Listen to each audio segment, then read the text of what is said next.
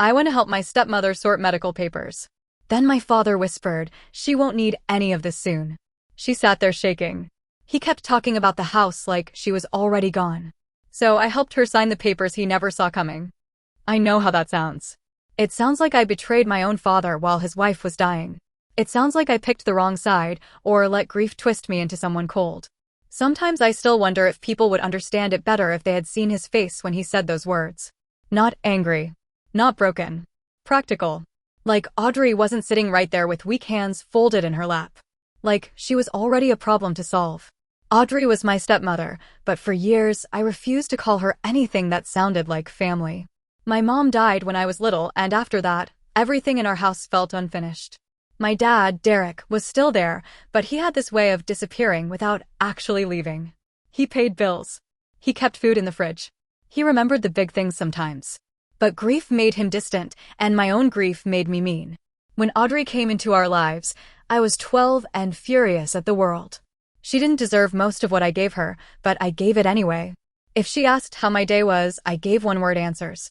If she cooked something, I pushed food around my plate until dinner was over. If she tried to include me, I acted like she was forcing herself into a place she didn't belong. One night, after some stupid argument I barely even remember, I told her she was just my dad's wife and not my family. She looked hurt, but she didn't make it about herself. She only nodded and said, "Okay. I hear you."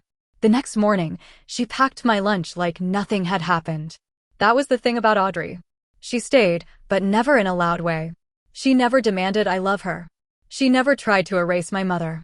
She didn't move photos, didn't ask for a title, didn't pretend we were instantly some perfect little rebuilt family. She just kept showing up. When my dad forgot to pick me up, Audrey came. When I got sick, Audrey sat outside my bedroom door and asked if I needed water. When I got older and came home from my first real heartbreak acting like I didn't care, she sat across the room and waited until I started talking. I didn't wake up one day loving her. It happened slowly in small humiliating ways. I started answering her questions. I started staying in the kitchen after dinner. I started telling her things before I told my dad. By the time I realized she mattered to me, she already had for years. That made what happened later feel like a betrayal I wasn't prepared for. When Audrey got sick, everyone tried to be careful with language. Doctors said treatment plan. My dad said rough patch. Audrey said tired. Nobody wanted to say the thing we were all thinking. At first, I let myself believe the softer version. Then treatment started taking pieces of her. Her clothes hung differently. Her voice got thin. Some days she could still make jokes, and other days she stared out the window like she was trying to memorize the light. My dad helped when it was obvious.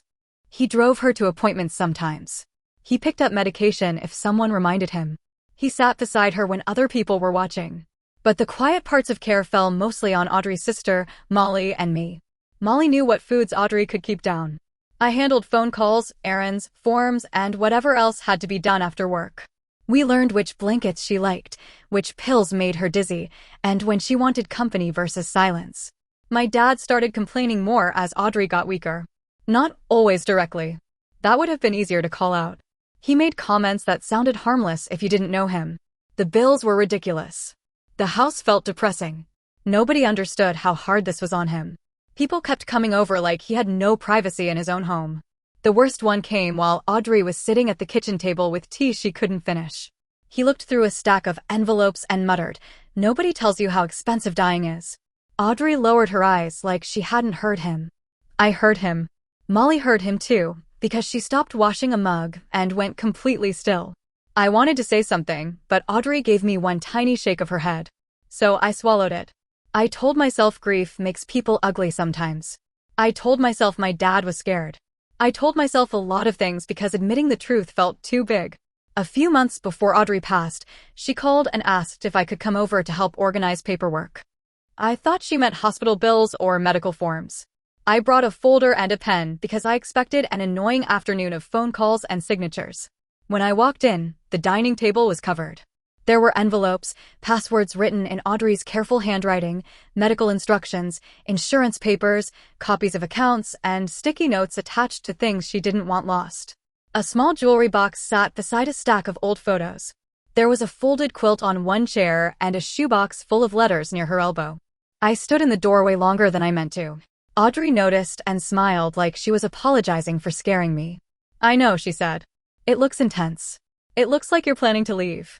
Her smile faded. I'm planning so nobody has to fight when I do. I hated that sentence because it was calm. She had already made peace with something I was still refusing to look at directly. I sat down across from her, and she started showing me where everything was. She had medical instructions. She had a will. She had notes about what bills were automatic, who needed to be contacted, and which items had sentimental value. She had thought of everything in a way that made my chest hurt. Then she told me about the house. It had been hers before she married my dad. She bought it long before I came into her life, and she had always kept it separate. She wanted it to go to Molly. I nodded because it made sense. Molly was her sister. Molly had shown up through every ugly stage of this illness. If Audrey wanted her to have the house, that was Audrey's choice. Then Audrey said she was leaving some money and personal items to her nieces, Jade and Brooke. Again, I understood. Then she slid an envelope across the table toward me. I didn't touch it. Something in my body rejected it before I even knew what was inside. Audrey, no. You don't know what it is. I don't want anything. She rested her fingers on the envelope, keeping it between us. That isn't really up to you. I felt my throat tighten. I told her she didn't need to leave me anything. I told her Molly and the girls should have it. Then, because I was overwhelmed and not thinking clearly, I said the thing that had been buried under years of guilt. I'm not your real daughter. Audrey didn't look offended. She looked sad for me. Then she said, you don't get to decide whether I loved you. I cried right there at her dining table. Not because of the money. I still didn't want to know how much was in the envelope. I cried because I suddenly understood that all those years I spent holding her at a distance hadn't stopped her from loving me anyway. She reached across the table and held my hand until I could breathe normally again. Before I left, Audrey asked me not to tell my dad the details yet. She said she wanted to talk to him herself when she had the strength. I should have asked why she looked so nervous. I should have pressed her. But I was tired, and she was tired, and part of me still believed my dad would be upset but decent. 2 weeks later, he called me before I even got out of bed. His voice was sharp. Did you know about the house? I sat up. What? Don't play dumb. Did you know she's giving it to Molly? I didn't answer fast enough. He scoffed. Unbelievable. Dad, it's Audrey's house. I've lived there for years. That doesn't mean she can't leave it where she wants. He went quiet for a second, and I could almost feel him changing tactics. Then he said, you sound like them. I knew he meant Molly and Audrey's nieces. He said it like they were strangers circling the house with empty boxes. They're her family, I said. So am I. I rubbed my forehead and tried to keep my voice calm. Nobody said you aren't. She's acting like I'm nothing. Like I didn't build a life with her. I wanted to say that Audrey had built that life too. I wanted to ask why he only cared about the house now that she was dying. But I still had this old reflex with my dad, this need to manage his moods before they filled the whole room. So I said, maybe you should talk to her gently. I already did. The way he said it made my stomach turn. After that call, he started bringing it up constantly. Sometimes he sounded wounded. Sometimes angry. Sometimes he acted like he was only being practical. He talked about security, fairness, marriage, and respect. Every conversation found its way back to the house. Then one night, he said the quiet part out loud. You need to talk to her. I was standing in my kitchen with my phone pressed to my ear, half a bowl of soup going cold on the counter. Talk to her about what? About being reasonable. I didn't answer. He kept going. She listens to you. She always has. If it comes from you, she might understand. That was the moment I realized what he wanted. Not comfort. Not help with grief. He wanted me to convince his dying wife to change her will. No, I said. His voice hardened. No, I'm not doing that. You're being naive. I'm respecting what she wants. He made this bitter sound under his breath. What about what I need? I closed my eyes. There it was. Not what Audrey needed. Not what would make her final months peaceful. What he needed. Dad, I'm sorry you're scared, but I'm not pressuring her. You're letting Molly take everything. She isn't taking anything. Audrey is choosing. She's confused. That made me angry. She is sick. She is not stupid. He didn't like that. For a moment, neither of us spoke. Then his voice dropped into something colder. You'll regret this when I have nowhere to go. You have options. I have a wife who is being manipulated. No, you have a wife who made decisions you don't like. He hung up on me. I should have known then that it was going to get worse. Maybe I did know, but knowing something and being ready for it are different. A few days later, my Aunt Carrie called. She didn't ask how Audrey was. She didn't ask how I was holding up. She started with, "Your father is devastated." I stared at my phone and almost laughed because devastated was apparently the word everyone had chosen for him. Carrie said Audrey's family was taking advantage. She said Molly had always been too involved. She said a husband should not be left scrambling after years of marriage. Then she lowered her voice like she was saying something generous. "You need to remember who your real family is." That line hit me harder than I expected. Because once I might have agreed with her. Once I thought family was only blood. Then Audrey spent years proving that wasn't true without ever asking for credit. I told Carrie I wasn't discussing Audrey's private decisions. She called me disrespectful. I said, okay. She said my father deserved loyalty. I said, so does Audrey. Carrie went silent, then told me I had been brainwashed. After that, the pressure stopped being private. My dad started making comments when Audrey could hear. He didn't shout. He didn't need to. He used that wounded voice that made every sentence sound like a confession. "I guess husbands don't matter after all." Audrey would look down. "Must be nice for everyone else to be taken care of." She would adjust the blanket over her knees. "I hope people remember who was here when things got hard." That one made Molly leave the room because she knew if she stayed, she would say something Audrey didn't have the energy to survive. I started coming over more often. Not because Audrey asked me to. She barely complained. That was part of the problem. She had spent so long making herself easy to love that, even while dying, she was trying not to be inconvenient. One afternoon, I stopped by with groceries and found the front door unlocked. The house was too quiet. I set the bags down in the kitchen and heard my dad's voice from the dining room. Low. Controlled. Almost gentle. That scared me more than yelling would have. I walked closer and saw Audrey sitting at the table with the paperwork folder open in front of her. Her hands were trembling so badly that one of the papers had slipped halfway off the table. My dad stood beside her, leaning down with one palm flat on the wood. He wasn't touching her. He didn't have to. He was telling her she needed to be realistic. Molly had her own life. Jade and Brooke were adults. I was young enough to recover from disappointment. He had been her husband for years, and if she loved him, she would make sure he was okay. Audrey's face was pale. I stepped into the room. "Dad." He turned, irritated, like I had interrupted a meeting. "This doesn't concern you." Audrey looked at me, and I saw something in her eyes I will never forget. Relief. Not surprise. Not embarrassment. Relief. That was when the last excuse I had been making for him finally fell apart. I walked to the table and put my hand on the folder. "It concerns me if you're scaring her." His jaw tightened. "I'm talking to my wife. You're pressuring her. I'm asking for fairness." Audrey whispered, "Derek, please." He looked back at her, and for 1 second his face softened. I thought maybe he would stop. Maybe he would see her sitting there, exhausted and cornered, and realize what he was doing. Instead, he said, "Audrey, you're not going to need any of this soon." The room went cold. Audrey flinched like he had touched her. I looked at my father and finally understood that he wasn't waiting to grieve. He was negotiating with her absence before she was even gone. I picked up the folder, closed it, and said, "We're done for today." He laughed once. "You don't get to decide that." Audrey's voice came out small. "I want to stop." My dad stared at her. For a moment, I thought he might argue anyway. Then he stepped back, raising both hands like he was the one being attacked. "Fine," he said. "Everybody do whatever you want."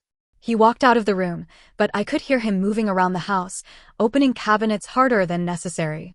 I knelt beside Audrey's chair. Her hands were still shaking. She whispered, "I don't know what to do." I wanted to tell her everything would be fine. I wanted to give her the kind of comfort people give when they don't actually have answers. Instead, I asked, "Do you want to stay here tonight?" She closed her eyes. A tear slipped down her cheek. "No," she said. "I don't." That was the moment everything changed. That was the moment everything changed. Not because I had some brave plan ready. I didn't. I was scared, angry, and trying not to cry in front of my father. Audrey was sitting in that chair like her body had finally admitted how tired it was, and all I could think was that I needed to get her out of that room before Derek came back and started again. I asked her, "Do you want Molly?" Audrey nodded. So I called her. Molly answered on the second ring, and the second she heard my voice, she knew something was wrong. I didn't explain everything. I just said, "Can Audrey come stay with you tonight?" There was no pause. Molly said, "Bring her." I helped Audrey stand, and she leaned on me more than she normally allowed herself to. That scared me too. Audrey was proud in a quiet way. She hated needing help, not because she looked down on it, but because she had spent most of her life being the person other people leaned on. I packed what mattered. Medication first. Then the folder. Comfortable clothes. Her phone charger. The quilt she loved. A small bag of toiletries from the bathroom. I didn't take anything dramatic. I didn't empty drawers or make some big scene. I just gathered enough for a few nights, because that was all I could let myself think about. A few nights. Not the end. Not the fact that she might never feel safe in that house again. While I was packing, Derek appeared in the hallway. His face had changed. The anger was still there, but now it had that thin layer of panic over it. Like he knew he had gone too far and wanted to pull the whole moment backward before anyone could name it. "What are you doing?" he asked. I kept folding Audrey's sweater into the bag. "She's staying with Molly tonight." He looked past me toward Audrey, who was sitting on the edge of the bed with her hands clasped together. "You're leaving?" Audrey didn't answer right away. That silence made him more nervous. He stepped into the room and softened his voice. "Audrey, come on. Don't let her turn this into something it isn't." I looked at him then. I wanted to say so many things. I wanted to ask how he could still think I was the problem. I wanted to ask if he heard himself, if he heard how every sentence made Audrey smaller. But Audrey was watching both of us, and I knew if I started fighting, she would feel responsible for calming everyone down. So I only said, "She wants to go." Derek's eyes snapped to me. "I'm talking to my wife." "And she heard you." His mouth tightened. For a second, I thought he might block the doorway. He didn't. He stood there breathing hard while I zipped the bag. Audrey tried to stand, and I reached for her arm. Derek moved like he wanted to help, but she shifted closer to me instead. That hurt him. I saw it.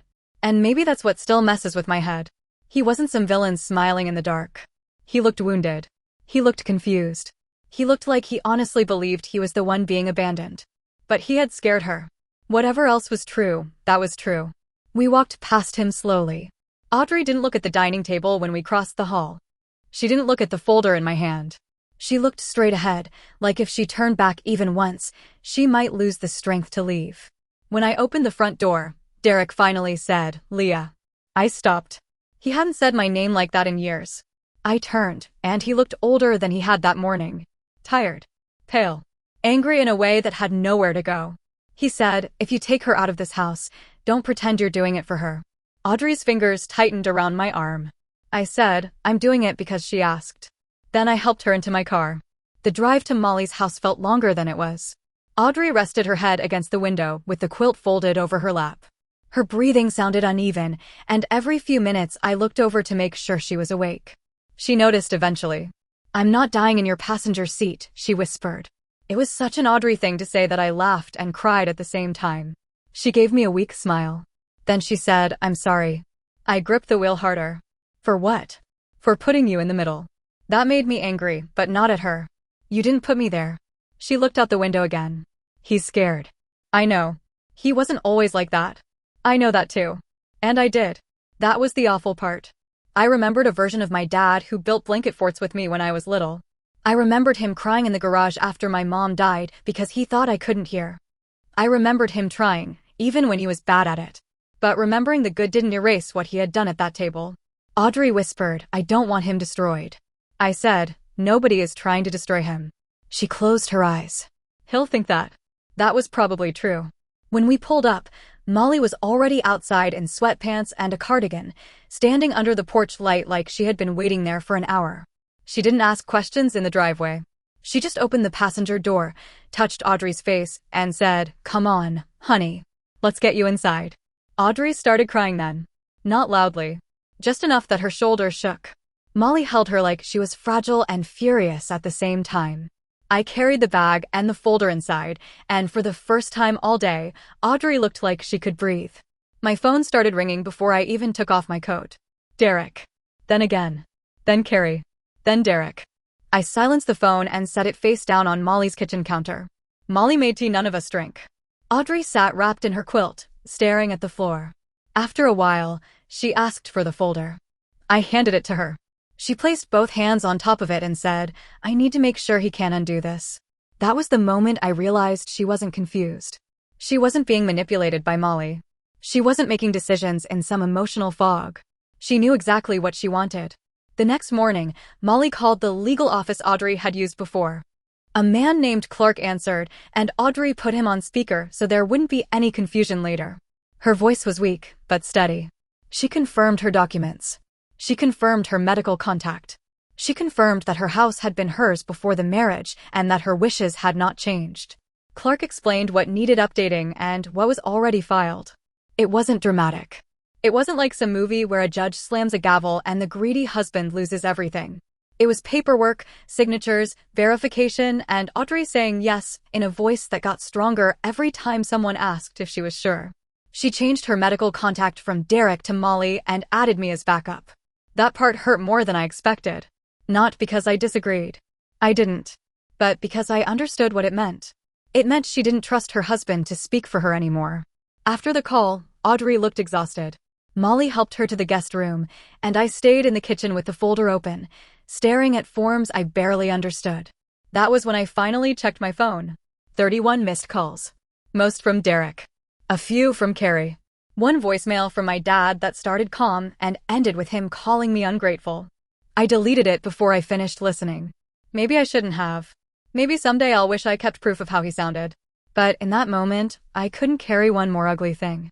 Later that afternoon, Derek texted me. You chose them. I stared at those 3 words for a long time. Them. Not Audrey. Not my wife. Them. Like Audrey's own sister and nieces were strangers trying to steal from him. Like I had joined some enemy side. Like the woman in the guest room, curled under a quilt and too weak to finish soup, was part of a conspiracy. I typed 3 different replies and deleted all of them. In the end, I sent one sentence. I chose Audrey's wishes. He didn't respond for 2 hours. Then he wrote, she's my wife. I wrote, then treat her like a person, not an estate. He didn't text back after that. For the next few days, everything was tense and quiet. Derek tried to come over once. Molly didn't let him in right away.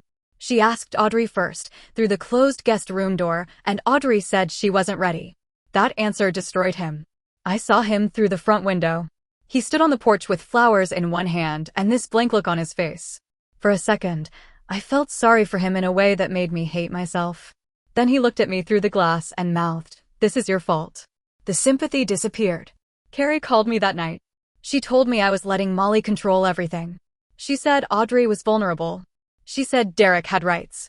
She said if I had any loyalty left, I would convince Audrey to come home before this turned into something that could not be fixed. I asked her if she knew what Derek had said at the dining table. Carrie went quiet. I told her anyway. She's not going to need any of this soon. Carrie exhaled, irritated. He was emotional. No. He was calculating. That's your father. I know. Then act like it. I almost hung up, but I didn't. I said, I am acting like his daughter. I'm telling him the truth nobody else wants to say. Carrie called me cruel. Maybe I was. But I was done pretending politeness mattered more than Audrey's peace. The days after that blurred together. Audrey did not magically improve because she left the house. This wasn't one of those stories where removing stress suddenly saves someone. She was still sick. She was still tired. There were still bad nights and worse mornings. But something changed in her face. She stopped bracing herself for comments. She stopped apologizing every time she needed help. She started sleeping longer. Molly's house became quiet in a way that felt protective instead of empty. The guest room had soft curtains and a lamp Audrey liked. Jade and Brooke came by with groceries and flowers. They sat on the floor because Audrey didn't want everyone crowding the bed, and they told her stories about normal things. Bad dates. Work problems. A neighbor's ugly lawn decorations. Audrey loved that. She didn't want everyone whispering like she was already gone. One night, when Molly had stepped outside to take a call, Audrey asked me to bring her the small envelope again. The one she had tried to give me at the dining table. I sat beside her bed and held it, still unopened. She looked at me with that same tired patience she had always had. Leah. I know. You don't. I swallowed. She said, I don't want you carrying guilt over this. I looked down at the envelope. It feels wrong. Why? Because I was horrible to you when I was younger. You were a child. I knew what I was saying. You were hurting. That doesn't make it okay. Audrey took a slow breath. I could tell talking was costing her, so I stopped arguing. She said, you think love is a balance sheet. It isn't. That hit me harder than I expected, maybe because of everything happening with my dad. Maybe because the whole house, the will, the money, all of it had turned into numbers in everyone else's mouth. But Audrey was talking about lunches packed after cruel words, rides given after slammed doors, years of showing up without a receipt. She said, "You gave me something too." I laughed once, but it came out shaky. "What did I give you?" "Gray hair." Audrey smiled. "You gave me a chance to be family." I couldn't answer. She told me to open the envelope after she was gone. Then she asked me to promise I wouldn't give the money to my dad out of guilt. I didn't like that she knew me well enough to say it. I promised. 2 days later, Derek was allowed to visit. Audrey decided it. Molly didn't like it, and neither did I, but we respected it because that had been the whole point from the beginning. Audrey got to choose. Derek arrived clean-shaven, holding flowers again. He looked nervous. Not fake nervous. Actually nervous. I stayed in the kitchen while Molly brought him to the guest room. The door stayed partly open because Audrey wanted it that way. I didn't hear everything. I heard him say, "I'm sorry." I heard Audrey say, "I know you are." Then there was a long silence. His voice broke after that. I panicked. Audrey didn't answer right away. When she did, her voice was quiet. "You hurt me before I was gone." That sentence made the whole house feel still. Derek started crying. I know that should have softened me more than it did. Part of me did feel something. He was my dad. I hated seeing him break down. But another part of me kept remembering Audrey's shaking hands, and I couldn't let his tears rewrite that. He stayed for 20 minutes. When he came out, he looked at me like he wanted to say something. Maybe sorry. Maybe blame. Maybe both. I didn't ask. He left without speaking to me. After that, Audrey declined more quickly. I don't know if she had been holding herself together until the paperwork was safe, or if that's just how illness works near the end. One day she could sit up for an hour, and the next she couldn't finish a sentence without closing her eyes. The last real conversation we had was late at night. Molly had fallen asleep in the chair beside her bed. The room smelled faintly like lotion and tea. Audrey woke up and asked for water, so I helped her take a sip. Then she looked at me and said, "You still think you betrayed him?" I didn't pretend not to understand. A little. She nodded, like she had expected that. "You didn't. I took you from your house. You took me where I asked to go. He says I destroyed the family." Audrey's eyes moved toward the window. Sometimes families are already broken. People just blame the person who stops pretending. I sat there holding the cup, trying not to fall apart. She said, "Your mother would not hate you for loving me." That undid me. I had never said that fear out loud to her. Not once. But somehow she had known anyway. I cried quietly because I didn't want to wake Molly. Audrey lifted her hand just a little, and I held it with both of mine. Her skin felt thin and warm. She said, "Love doesn't replace love." I pressed my forehead to her hand. "I'm sorry I wasted so much time." "You didn't waste it," she whispered. "You came around." That was Audrey. Even at the end, she made room for grace I wasn't sure I deserved. She passed away 3 days later. It was early morning, before the sun had fully come up. Molly was beside her. I was sitting on the floor with my back against the wall because I had barely slept. Jade and Brooke had gone home a few hours earlier after Molly insisted they rest. Audrey's breathing had been different all night. Then it simply stopped. I thought there would be a bigger moment. Some clear line between before and after. But there wasn't. There was only Molly saying her name softly, then covering her mouth with her hand. I stood up too fast and almost fell. For a few seconds, I felt 12 again. Lost. Angry. Completely unprepared to be left by another woman who loved me. Molly pulled me into her arms, and I let her. Derek was not there. Audrey had been clear that she didn't want him in the room at the end. I still don't know how to feel about that. Some days, I think it was cruel. Other days, I remember that she had spent her final weeks trying to feel safe, and safety mattered more than appearances. We called him after. He didn't scream. He didn't ask if she suffered. He only went quiet for a long time. Then he said, "So that's it." Molly closed her eyes. I took the phone from her and said, "She's gone, Dad." His voice changed. "You happy now?" I hung up. I don't regret that. The funeral was small. Audrey had planned that too, because of course she had. Simple flowers. A short service. No long speeches from people who barely knew her. Molly spoke. Jade cried through her reading. Brooke sang something Audrey had loved, and even though her voice broke halfway through, it was the most beautiful part of the day. Derek came. He sat near the back with Carrie. He looked destroyed, and I won't pretend that didn't hurt. No matter what happened, he had loved Audrey in his own damaged way. I believe that. I also believe love without respect can still become cruelty. After the service, he approached Molly near the parking lot. I saw it before I heard it. His shoulders were stiff. Carrie was behind him, arms crossed, watching like she expected Molly to hand over keys out of guilt. Derek said, "We need to talk about the house." Molly's face went blank. Not angry. Not shocked. Just done. She said, "Not today." Carrie stepped in. "He has nowhere to go." That wasn't true. Derek had options. He had savings. He had friends. He had a sister who was suddenly very invested in where he would sleep. Molly didn't argue. She only said, "Today is Audrey's funeral." Derek looked at me then. "Are you proud of this?" I could feel people watching. I could feel the old version of me wanting to shrink, apologize, smooth it over, make my father less angry at me. But Audrey had spent her last weeks teaching me that peace bought with silence is not always peace. So I said, "I'm proud that her wishes were honored." His face twisted. Carrie muttered something about greed. I looked at her and said, "You can call it whatever makes you feel better." Then I walked away. That was the calmest revenge I could give Audrey. Not shouting. Not exposing him in front of everyone. Just refusing to let him turn her funeral into another negotiation. The paperwork went exactly the way Audrey wanted. Molly kept the house. Jade and Brooke received what Audrey had left for them. I opened my envelope a week later at my kitchen table alone because I knew I would cry and didn't want anyone trying to comfort me through it. There was money in the account. More than I expected, less than what Derek probably imagined. But the letter mattered more. Audrey wrote that being my stepmother had been the hardest and best thing she ever chose. She wrote that she had never wanted to replace my mother. She only hoped that, in some small way, she had helped me survive losing her. Then she wrote one line that I still keep folded in my wallet. "You were never a consolation prize for the family I didn't have. You were my family." I read that sentence until the words blurred. Derek found out about the account because Carrie told him. I don't know how she knew, but family gossip has a way of crawling through cracks. He called me one night. For once, he didn't sound angry. He sounded tired. "Did she leave you money?" I almost lied. "Yes." He breathed out slowly. "How much?" "That's not your business. I'm your father." "I know. I lost my wife." "I know that too."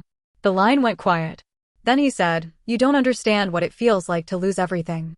That sentence almost made me laugh, not because it was funny, but because it was so unfair. I had lost my mother. I had lost Audrey. In some way, I was losing him while he was still alive. But I didn't say all that. I said, "You didn't lose everything. You just didn't get everything." He hung up. We haven't spoken since. Molly says he may come around one day. Jade says he won't, not unless he needs something. Brooke thinks grief made everyone worse and that maybe time will soften the edges. I don't know who's right. Part of me misses my dad. That's the ugly truth I don't like admitting. I miss the version of him from before all this. I miss the dad who taught me how to ride a bike, who burned pancakes and acted like they were gourmet, who cried in the garage because he didn't know how to raise a daughter alone. But I can't ignore the version of him who looked at Audrey's paperwork and saw an opportunity before he saw her fear. Both versions exist. That's what makes this hard. If he had been purely evil, walking away would be easy. If Audrey had been perfect, choosing her would feel simple. But real life is messier than that. My dad loved her, and he still hurt her. Audrey loved him, and she still needed protection from him. I loved them both, and in the end, I could only protect one. Sometimes I wonder if I should have handled it differently. Maybe I should have called a mediator. Maybe I should have pushed for a family meeting sooner. Maybe I should have forced Derek to sit down with Molly and Audrey before things got so ugly. But then I remember Audrey's face when I walked into that dining room.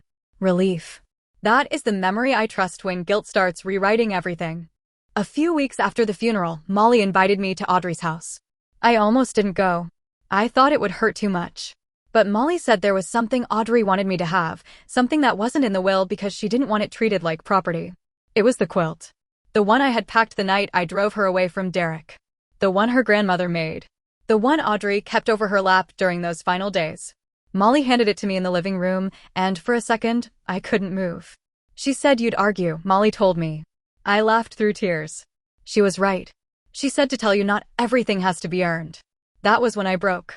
I sat on the couch in Audrey's house, holding that quilt against my chest, and cried for the angry 12-year-old who thought loving a stepmother meant betraying a mother. I cried for the 28-year-old who had to stand between a dying woman and her husband. I cried for Audrey, who deserved softer final months than she got. And I cried for my dad too, even though I was still angry. Because grief doesn't split cleanly. A month later, Molly sold neither the house nor Audrey's things. She moved in slowly, room by room, keeping what mattered and donating what didn't. She invited me over whenever I wanted, but never pressured me. The first time I went back alone, I stood in the dining room for a long time. The table was clear. No folder. No trembling hands. No Derek leaning over Audrey with his voice low and sharp. Just sunlight through the window and a vase of flowers Molly had placed there. It felt peaceful. Not happy exactly, but peaceful. I think that is the closest thing to victory in a story like this. Audrey got what she wanted. Her house went where she chose. Her final medical decisions stayed with people she trusted. Derek did not get to rewrite her wishes through guilt. Carrie did not get to turn family loyalty into a weapon. And I did not hand over the envelope just because guilt made my hands shake. That is my calm revenge. I didn't ruin him. I didn't punish him. I just stopped helping him pressure her. Maybe that makes me a bad daughter. Maybe some people will say a husband should have come first, especially after years of marriage. Maybe others will say Audrey should have protected him more, even after everything. I've thought about all of it. But when someone is dying, their life does not become a group decision just because other people are afraid of what they might lose.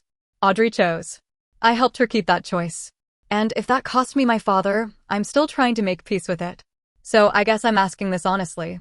Was I wrong for taking my dying stepmother's side and helping protect her wishes, even if it meant losing my dad for good?